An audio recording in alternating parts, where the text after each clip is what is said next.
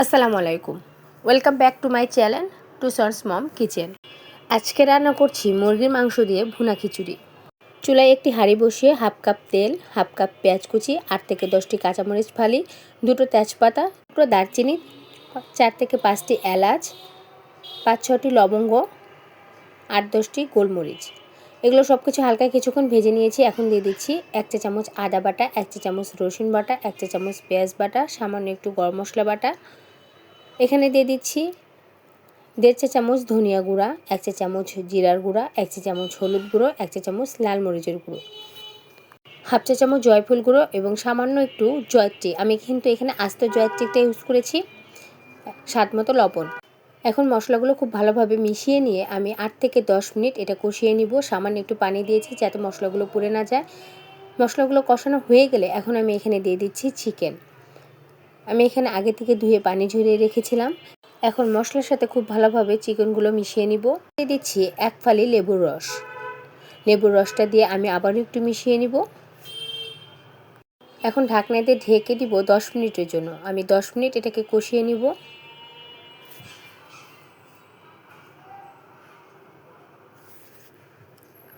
দশ মিনিট পর ঢাকনাটা খুলে আমি আবারও একটু নেড়ে দিচ্ছি। এর মধ্যে কিন্তু আমি বেশ কয়েকবার নেড়ে দিয়েছি যাতে নিচে লেগে না যায়। এখন দিয়ে দিচ্ছি আলু। আমি আগে থেকে আলুগুলো হালকা একটু তেলে ভেজে নিয়েছি। আমার কাছে খিচুড়িতে আলু খেতে ভালো লাগে, আপনারা না চাইলে স্কিপ করতে পারেন।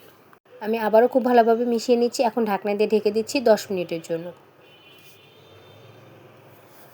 10 মিনিট পর ঢাকনাটা খুলে আমি আবারও একটু মিশিয়ে নিচ্ছি। এখন আমি দিয়ে দিচ্ছি চাল এবং ডাল। আমি 2 কাপ পোলাওয়ের চাল নিয়েছি এবং মাস, মুসুর, মুগ এই 3টি ডাল মিলে আমি 1 কাপ নিয়েছি। এখানে কিন্তু মুগ ডালটা অবশ্যই আগে হালকা ভেজে নিতে হবে। চাল ডাল আমি খুব ভালো মতো ধুয়ে পানি ঝরিয়ে রেখেছি।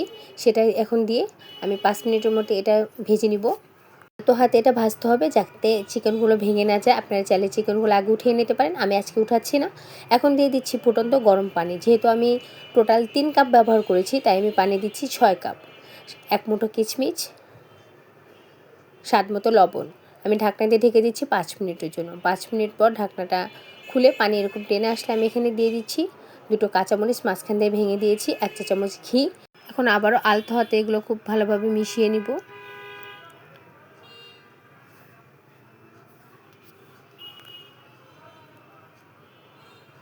এখন দিয়ে দিচ্ছি পেঁয়াজ বেরেস্তা। আমি আগে থেকে কিছু বেরেস্তা করে রেখেছিলাম। এখন ঢাকনা দিয়ে ঢেকে দমে বসিয়ে দিচ্ছি 10 মিনিটের জন্য। ব্যাস তৈরি হয়ে গেল আমার অসম্ভব মজার চিকেন দিয়ে ভুনা খিচুড়ি। আমার ভিডিওটি ভালো লাগলে একটা লাইক, কমেন্ট এবং শেয়ার করবেন। আর প্লিজ আপনাদের কাছে অনুরোধ, আমার চ্যানেলটাকে অবশ্যই সাবস্ক্রাইব করবেন। আজকে এখানে বিদায় নিচ্ছি। আল্লাহ হাফিজ।